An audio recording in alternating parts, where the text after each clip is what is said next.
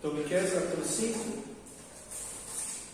é um capítulo que vai misturar esperança com pancada, porque ele vai falar sobre o sítio de Jerusalém, né? A cidade seria sitiada e sofreria com esse sítio, mas que não é para o povo desanimado, né? Porque alguém da cidade de Belém, da cidade de Davi, vai vir e restaurar isso aí. No versículo 1 ele fala assim: agora junte-se em tropas, ó filha de tropas, porque fomos sitiados, e ferirão com uma vara a face do juiz de Israel, né? Ou a face do rei de Israel, né?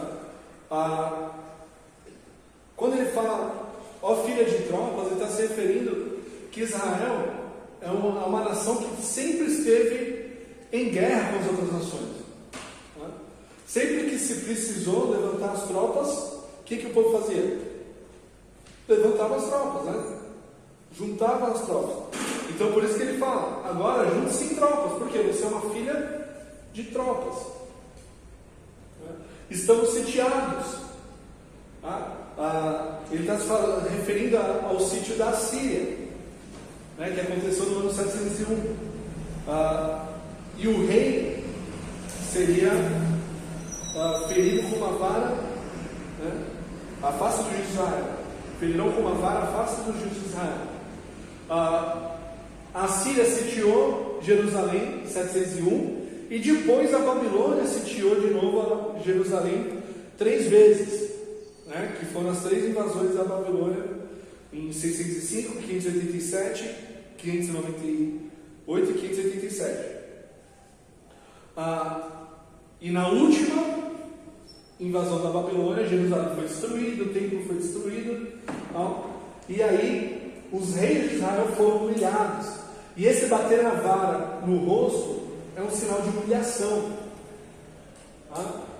porque na antiguidade, nessa época e até antes disso, as leis dos povos falavam que se você ferir a face de alguém, você poderia enfrentar vários processos públicos, né? Você poderia pagar uma multa, né? Você poderia sofrer também olho por olho, dente por dente, né? Você feriu a face de alguém, você vai sofrer no outro. E se deixasse marcas, se deixasse cicatrizes e coisas do tipo, ou se incapacitasse, a pessoa podia até gerar morte. Então o rosto de alguém era algo muito precioso. Até hoje é, né? E quando um rei era capturado, quando era vencido na batalha, o rei inimigo que venceu, ele vinha e batia no rosto do perdedor, né? Como sinal de humilhação, né? A humilhação é tão grande que nem o seu rosto você consegue proteger. É essa a ideia. Então, é essa a situação. A cidade está sitiada e o rei foi humilhado. Então, qual que é a esperança que o povo tem? Aí vem o versículo 2. E você, Belém Efrata, que é pequena demais para figurar como grupo dos milhares de Judá, de você me sairá aquele que há de reinar em Israel, e cujas origens são desde os tempos antigos, desde os dias da eternidade. Belém Efrata, ele fala assim, para diferenciar de outra Belém que existia na época, que ficava em outra tribo, né? Efrata é a região ali do sul de Jerusalém, onde ficava a cidade de Belém, que é a cidade do rei Davi, né? Onde o rei Davi nasceu, onde ele cresceu. E é a cidade que está falando aqui que vai nascer Jesus, né? Lá em Mateus 2, quando os magos vêm do Oriente, lembra? E vão até Herodes perguntar: cadê o rei, recém-nascido, o rei dos judeus? Né? E aí o Herodes não está sabendo de nada, pergunta para os mestres da lei: onde que teria que nascer? Todo mundo sabe, Belém.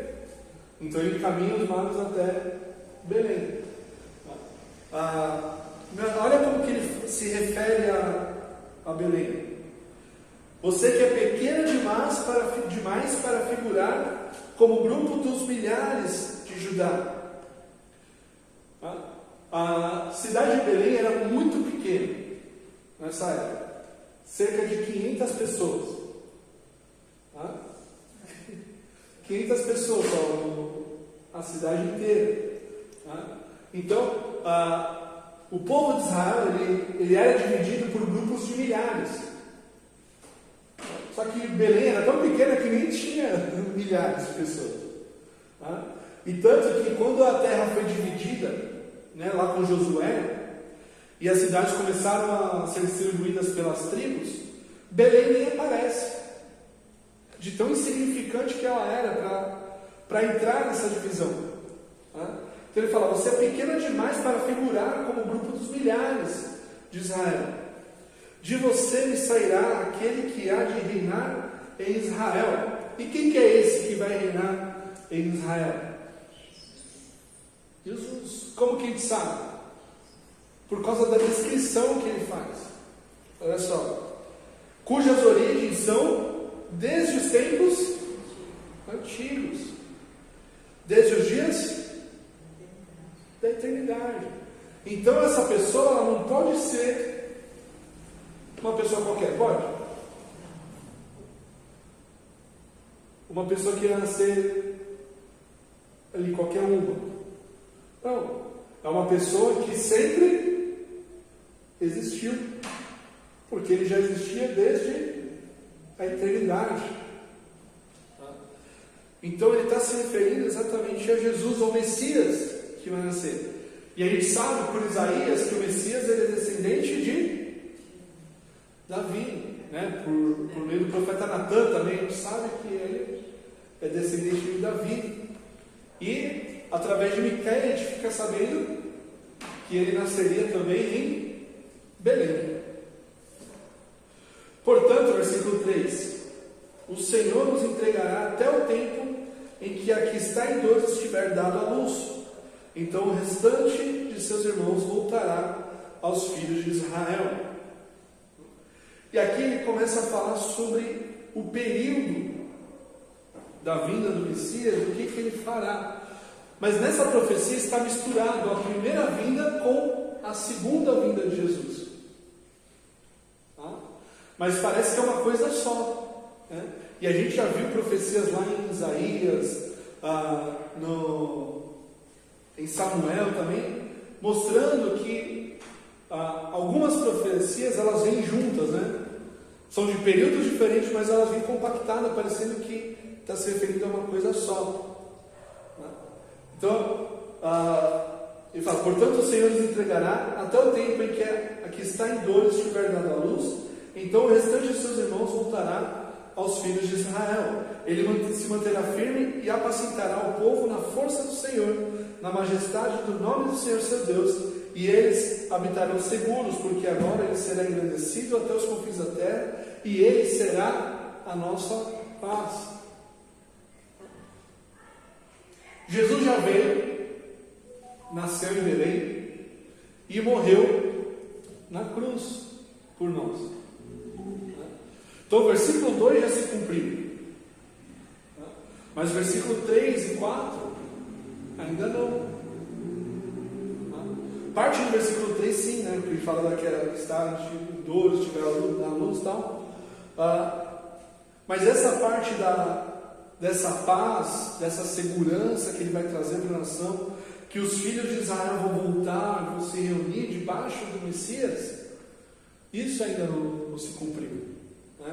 Que ele fala: ele se manterá firme e apacentará o povo na força do Senhor, na majestade do nome do Senhor seu Deus, e eles habitarão seguros.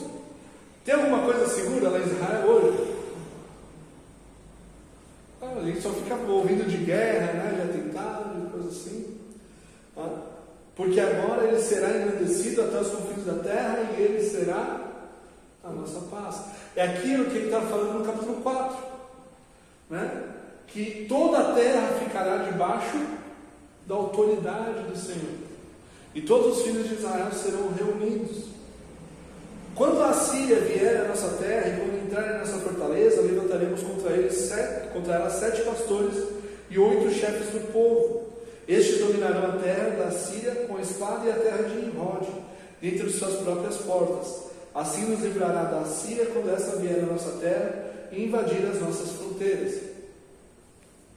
Esses versículos estão falando sobre a invasão da Síria que aconteceu em Judá, e a Síria não conseguiu vencer. Está lá no livro de Isaías.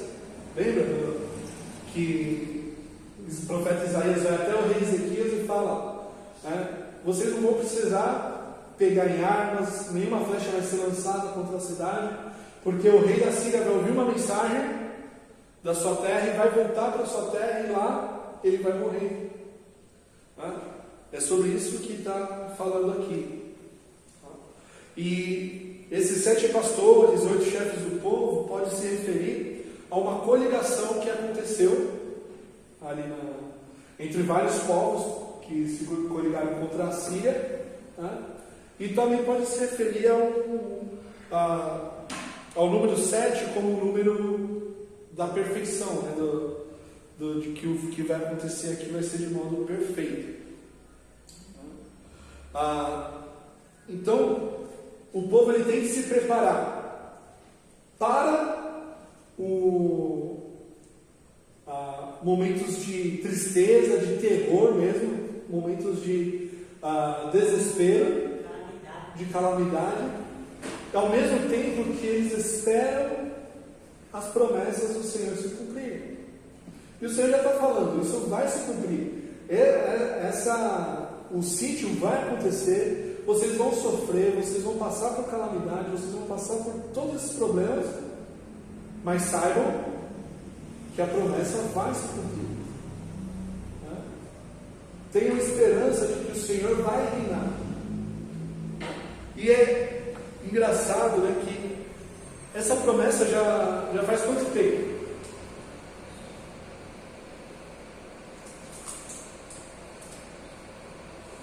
Mais de 2.700 anos.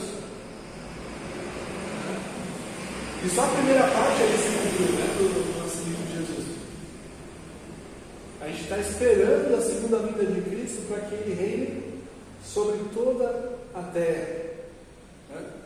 Versículo 7, agora até o final, ele vai falar sobre o povo, o que vai acontecer com o povo, e depois vai falar sobre a purificação que o Senhor vai realizar em Israel. Olha lá, o remanescente de Jacó estará no meio de muitos povos, como o orvalho do Senhor, como chuvisco sobre a terra, que não espera pelo homem, nem depende dos filhos dos homens. O remanescente de Jacó estará entre as nações, no meio de muitos povos, como um leão entre os animais da floresta, como um leãozinho entre os rebanhos das ovelhas, o qual, se passar, ataca e despedaça a presa, sem que ninguém possa livrar. A sua mão se exaltará sobre os seus adversários, e todos os seus inimigos serão eliminados. Isso ele está falando sobre o povo de Israel. E aí a gente vê que o povo de Israel foi espalhado por toda a terra. Começou ali com o exílio da Síria, depois o exílio da Babilônia, eles voltaram, mas nunca voltaram de uma vez. Todos voltaram. Na época de Jesus tinha judeu para tudo quanto é lado do mundo, do Império Romano, e hoje continuam espalhados. E tudo isso aqui tem se cumprido. Porque onde a gente vê judeu, o que a gente vê? Você vê judeu pobre? Eu vi gente, filho, uma vez, começou a dar os carros, uns 5 anos, 3 anos. E eles prestam um trabalho, então, isso. No meio da cidade, lá para lá, Os judeus, eles sempre estiveram envolvidos em liderança dos povos, com empresas, com dinheiro, com banco, sempre envolvido com essas coisas, e eles estão no meio do mundo todo. E E já tentaram quantas vezes destruir o povo judeu? Muitas vezes. Conseguiram? Não, por quê? Porque o Senhor cumpre as suas promessas. Ele não deixa o povo dele desamparado. Mesmo que o povo tenha abandonado, o Senhor ele cumpre as suas promessas. E ao mesmo tempo que tudo isso tem acontecido com o povo judeu ao longo dos tempos, isso também é disciplina do Senhor com eles, porque eles abandonaram o Senhor. Versículo 10: naquele dia, diz o Senhor, eliminarei do meio de vocês os cavalos e destruirei os carros de guerra, destruirei as cidades da sua terra e derrubarei todas as fortalezas de vocês, arrancarei as feitiçarias das suas mãos e vocês não mais terão adivinhos. Do meio de vocês eliminarei as imagens de escultura e as colunas, e vocês não mais se inclinarão diante do que fizeram com as suas próprias mãos. Eliminarei do meio de vocês os postes da deusa Zerá, e destruirei as cidades de vocês. Com ira e furor eu me vingarei das nações que não me obedeceram. Versículo 10: naquele dia, diz o Senhor, eliminarei do meio de vocês os cavalos e destruirei os carros de guerra. Por quê? Porque o povo de Israel chegou um momento que eles confiavam mais nos carros e nos cavalos do que no Senhor. Eles contavam mais com o poderio militar deles do que com a força do Senhor. Por isso o Senhor falou: eu vou acabar com tudo isso aí, e vocês vão ver que isso aí não vai adiantar de nada. Esses números que você tem não servem para nada. Esse tanto de cavalos, esse tanto de carros. Lembra que Salomão, quando ele estava no auge do poder dele, do reino dele, ele acumulou muitos cavalos, muitos carros. Tá? Ele tinha um exército gigantesco, todo preparado, todo pronto, mas que não será nada. Por quê? Porque a força deles estava no Senhor, e não nos carros, e não nos cavalos. Destruirei as cidades da sua terra e derrubarei todas as fortalezas de vocês. Por quê? Porque o Senhor é a fortaleza deles. E Ele vai mostrar porque eles se afastaram do Senhor.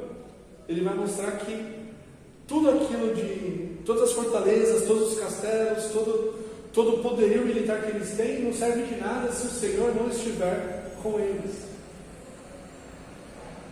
Isso vale também para nós, quando a gente confia mais nas coisas que a gente tem, no dinheiro, no carro, na casa, no emprego, do que confiar no Senhor.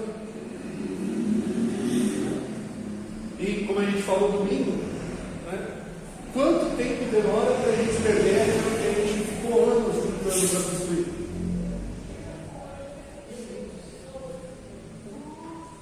É muito rápido, né? Muito rápido. Porque se a nossa confiança não estiver no Senhor, as coisas vão por água abaixo, e aí vem desespero, vem todo aquele sentimento de inutilidade, aquele sentimento de não sei o que fazer.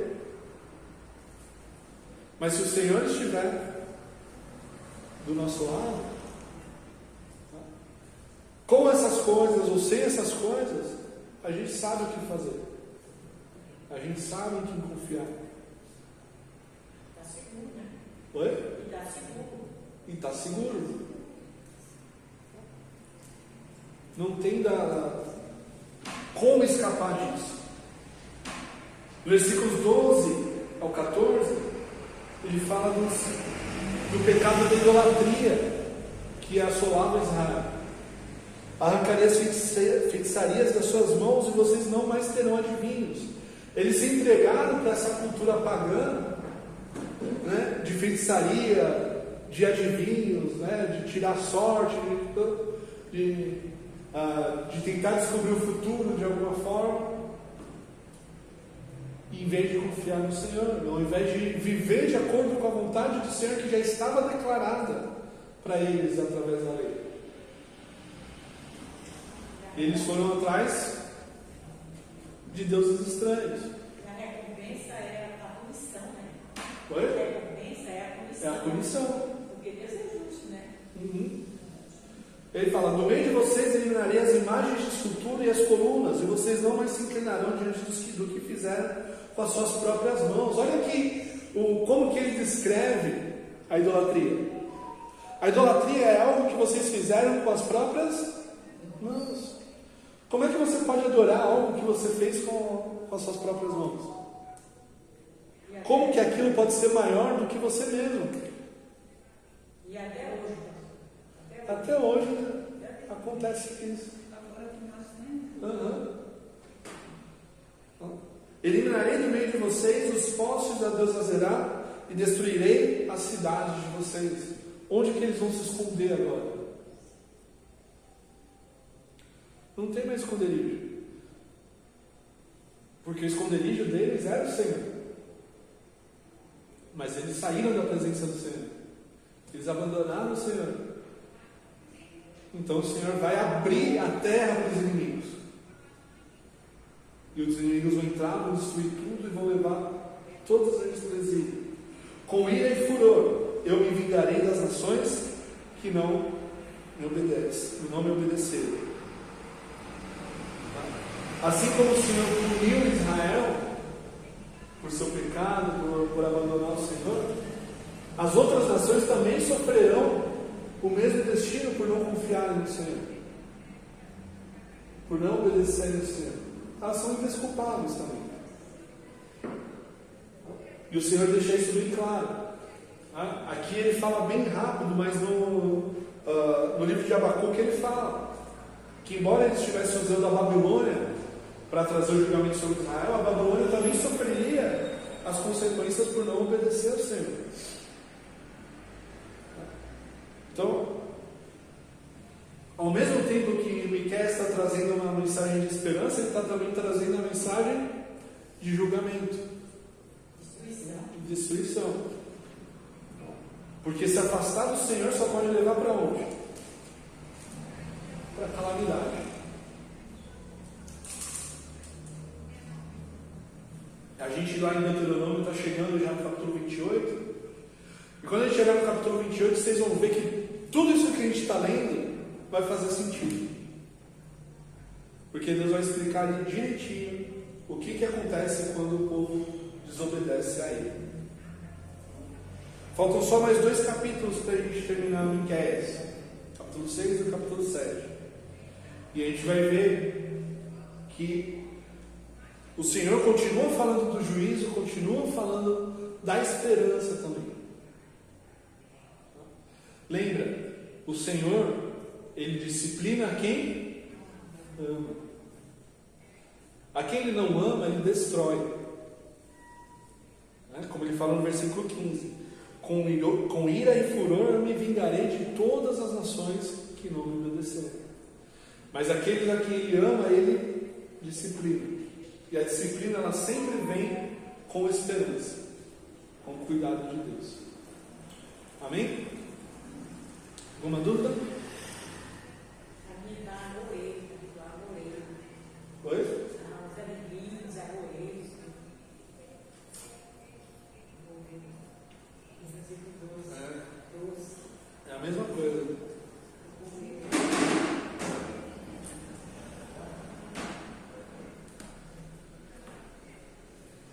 Dúvidas?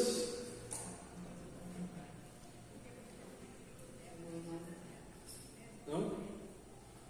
Vamos lá então?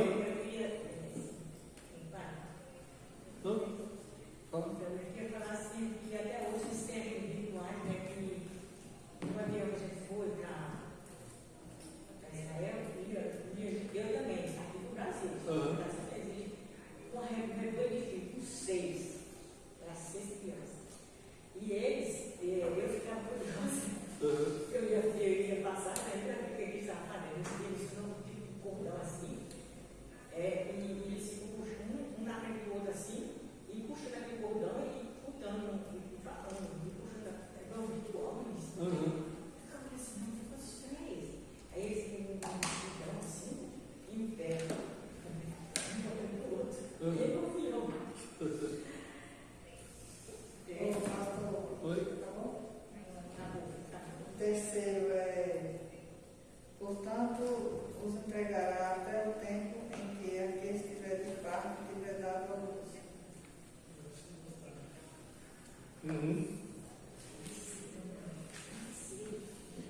Quer dizer, parte mundial.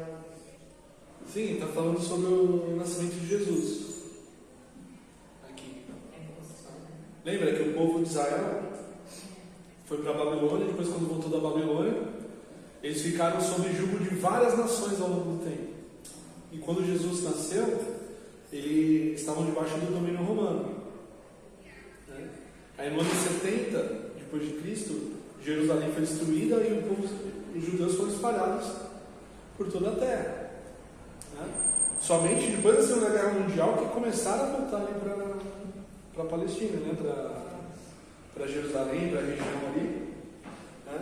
E o versículo 3, versículo 4 e 5 vai se cumprir plenamente na segunda vinda de Jesus, quando ele vai para reinar.